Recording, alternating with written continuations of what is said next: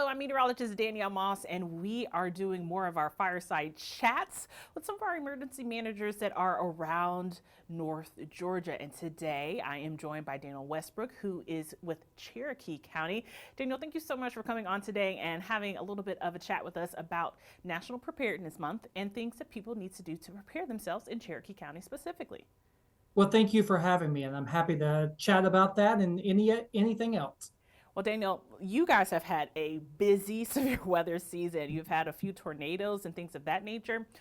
After May, you had a busy May. What would you suggest Cherokee County residents do to stay safe and kind of prepare for severe weather?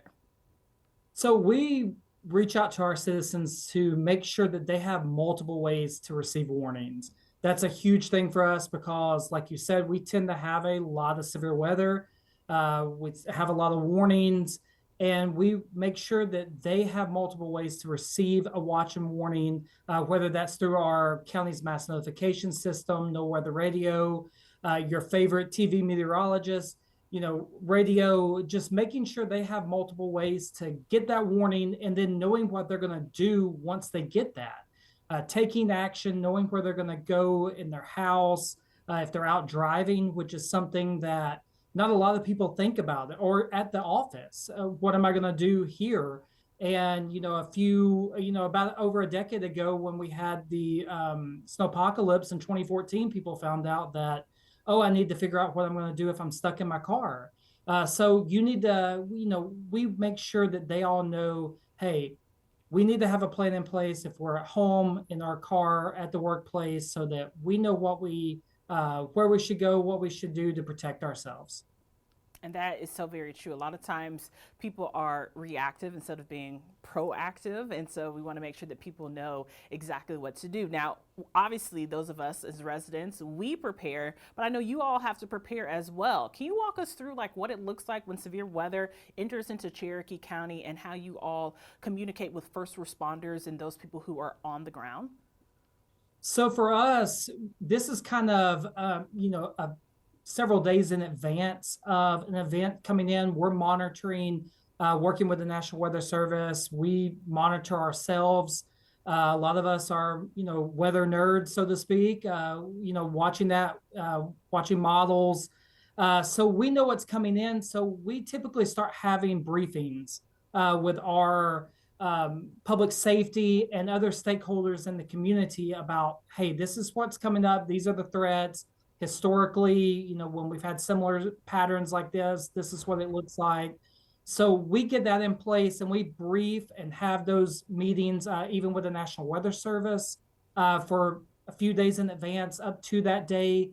And then those individual departments begin preparing their staff and their departments for what that may look like: extra staffing, equipment, making sure everything's ready to go. And so on our end, we then develop a plan for our emergency operations center, which is a place, essentially kind of the 30,000 foot view of what's going on during an event. We have stakeholders come in here, typically our fire department, law enforcement, 911, public works, and other entities as necessary. And those are stakeholders in the room that they have the power to, if something happens, they can get it done. And so we start working the event, coordinating. When a watch is issued, we typically activate our EOC, or even if we see it's coming in and we're not necessarily in a watch, the counties to the west of us are, we'll spin up and we'll be here monitoring the event and doing a lot of prep work. So once the severe weather enters our county, we have everybody in place. We're ready to go with that. And once we start getting damage reports, first responders are going out, dealing with those. And then we're on the other end, kind of trying to figure out ways we can support the first responders if we do have a large incident. And if there are things like sheltering needs, utility outages, anything along those lines, we're here figuring those out, going through plans that we already have in place to make sure we have the quickest response possible and get our community back to normal as quick as possible. Now, Daniel, you guys had a lot of brief spin ups that were EF zeros and EF ones recently. Can you talk us through those days and one day in particular that you remember that just happened recently in May? Yeah, so we typically are monitoring whether it is, if it's going to be a big day, severe weather wise, which we kind of tier that out.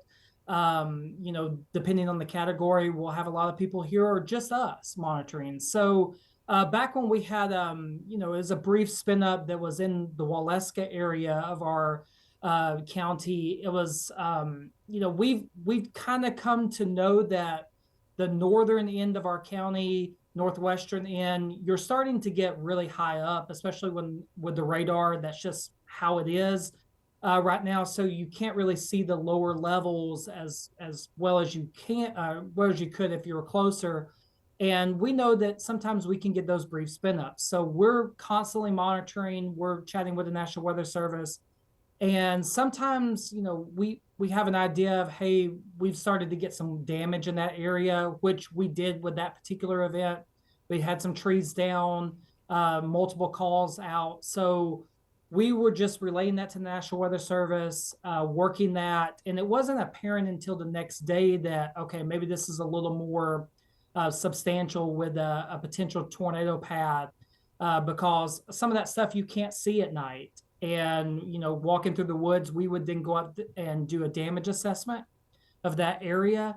And once we kind of looked at it and was like, hey, this could be something impactful, we contact the National Weather Service and they'll come out and do a survey for us. Yeah, but those days it's always kind of chaotic, because if we're having severe weather, getting those brief spin ups, it's just really all we can do is plan for those, go through all of our plans, train on those, exercise them, and be ready for whatever comes our way. Now, I know as meteorologists, when we're on air, we go back and we watch our coverage and we say, okay, this went really well as far as communicating to the public, and this didn't work so well.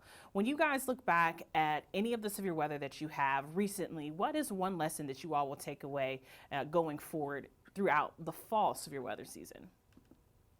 So I think with us, and we're always a little harder on ourselves because we do a similar thing. Any activation, we kind of do an after action report and we look at what went right, what we could do better. And if you'll look at any after action report, you'll always see communication is the number one thing. And to us, we want to perfect that. And there's always little things that we look at, whether it's communicating social media wise or anything else that we do. We want to have a clearer message, a clean message to our residents. And that's something we look at of, we're always looking, how can we do better with that? How can we cut down on some of the language, make it simple, make it, tailor it to certain areas and be more specific. So that's something big with us that we look back on. We've looked back at this year of, we want to make sure our messaging is a little cleaner, a little more precise, and make sure that we're giving the residents of our county all the information that they need so that they can act. Now, I know a lot of people are kind of on edge with flash flooding, and we've seen flooding happen all across the southeast. And a lot of times we get severe weather overnight. What is the best way for Cherokee County residents to get alerts? What is your suggestion there? So to us, we always talk about those three things that are readily available to them. One is that we have a free mass notification system in our county that they can sign up for that will send them severe thunderstorm, tornado, and flash flood warnings. Also a no weather radio, having that and having multiple, forms of communication, because one can always fail. And then also, if it's being talked about, hey, we could have flash flooding, we could have severe weather impacts, then being present of that, knowing the vulnerabilities of where you may live and being prepared to act, staying up, watching, 11 Alive coverage, staying up for those things and being prepared for that. But having multiple ways to get that warning, especially in the dead of night when you're going to be asleep, a lot of times, having something that will wake you up. So, and then knowing, hey, I need to take action with this. Hey, we live in a flood prone area. how do we get out of here? Where's higher ground that we need to go to? Now, do you all have storm shelters that are pre-set up? I know that you say that you have a lot of communication before the storms arrive. Do you all talk about storm shelters? And if you do have them, when exactly should residents take the heed and go to those shelters? So in Cherokee County, we do not have any county-owned storm shelters, but we do work with local nonprofits, faith-based organizations that they do offer up their facilities for people to come to. So we work with them, and if we know they're opening, we will provide that information out to the residents of the county. And aside from that, we try to do a very strong job of doing preparedness in the county, of trying to get residents to identify, hey, if we do not have a storm shelter, or we don't have a basement, or we live in a mobile home or an apartment, trying to get them to understand, hey, where could I go? Do I have family in the community? Do I have friends that I could go stay with? What is the best place and the best procedure for our family to take shelter well before that warning is issued? I think that is one of the main things that people, kind of underestimate is like, making sure that you have a plan in place ahead of time. Now, you all have a very specific, and I know this because I have family that lives around there. Ackworth is in Cherokee, Paulding, Cobb, and Bartow. For people who live in Ackworth, what do you suggest they should do? Because it could kind of get a little bit confusing when alerts are sent out. Yes, and that's something we try to work with, because we have a couple of cities that in our county that span other counties. The city of Nelson on the north end, Mountain Park, and cities that are growing that are now larger footprints than they've ever been. So just having those residents, hey, what county do I live in? Because a lot of people now, they really don't know. They may know one way to get home. They may not know where they are on the map, but knowing where exactly you live, reaching out to your local county emergency management agency is something we recommend, because we are always happy to provide you with any information that you need. If you do live in another county, we're happy to help you as much as we can. Then contact that other emergency management agency so that they can get in touch with you to provide you, if they have resources in their county that can better assist you. We would love to do that. Like in our county, we have 58 outdoor warning sirens, and we get a lot of calls from residents in other counties that say, hey, I heard this siren, what is that? And we educate them on that. And a lot of surrounding counties have outdoor warning sirens.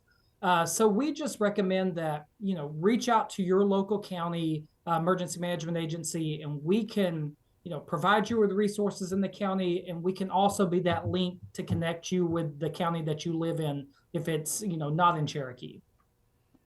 Now, here's one of our final questions that I have. I think it's one of the most important. How should residents in Cherokee County prepare for severe weather, as well as looking forward to winter weather as well? What do you suggest they should do?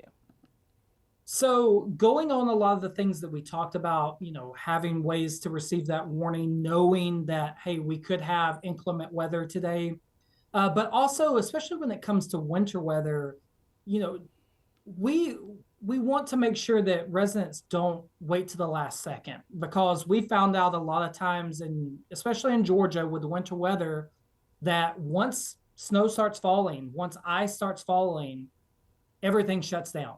We have a lot of jokes about us in the South with, hey, you can't drive on, ice and snow and all this stuff. But, a lot of times certain areas may not have the infrastructure to get out and pre-treat and get those roadways back to normal. And also sometimes if the temperature is cold enough, if it's, snow or ice, you can't do anything with the roads as it is.